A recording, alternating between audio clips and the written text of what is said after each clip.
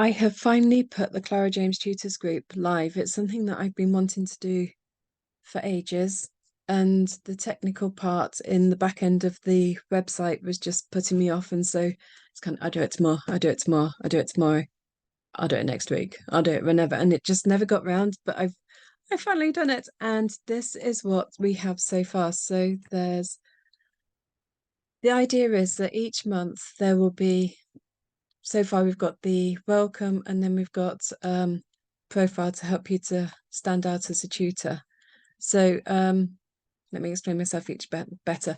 The idea is that each month a new bundle is a bit like the membership group for the parents of primary school children.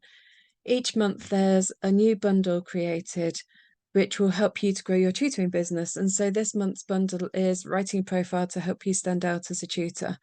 And it talks you through the importance of telling a story and having a call to action, and not just being a generic, hello, my name is Dawn and I have a degree from the Open University and I tutor.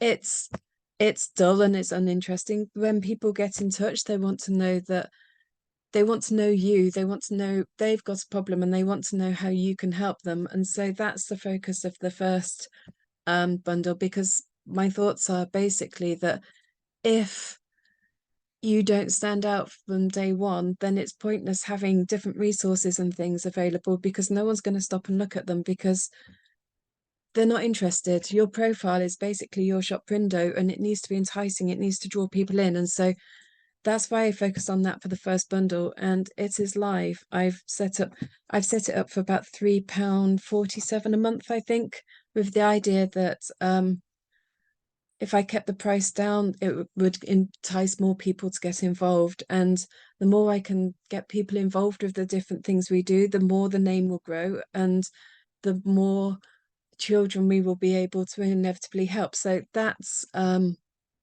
I've done it. I finally got the Clara James Approach. Oh no, sorry, I finally got the Clara James Tutors group up and running. And then to complement that, there's also the Facebook group where kind of like discussions about different things. If you've got problems or whatever, then that's also in there. I'll put the link if you are interested in the comments below. The other thing I've done in the last 48 hours, been a productive couple of days, is I've submitted a course for Udemy, and I've also put August's bundle live in the Clara James Approach. And the Clara James Approach, and this month it was about the farm and using maths and English around the theme of the farm. There's loads of different things in there. There's things like what is there? There's a cow for, let me share my screen again. Let's go to, let's stop that and go. I tell you what, we'll do it this way. We've got a cow which creates a times table square. And so as a more interesting visual and reminder of the times tables, we've got a dog which again with an origami face, which will help fine motor skills, but also help. Again, it acts as a visual reminder on the paper chain of times tables.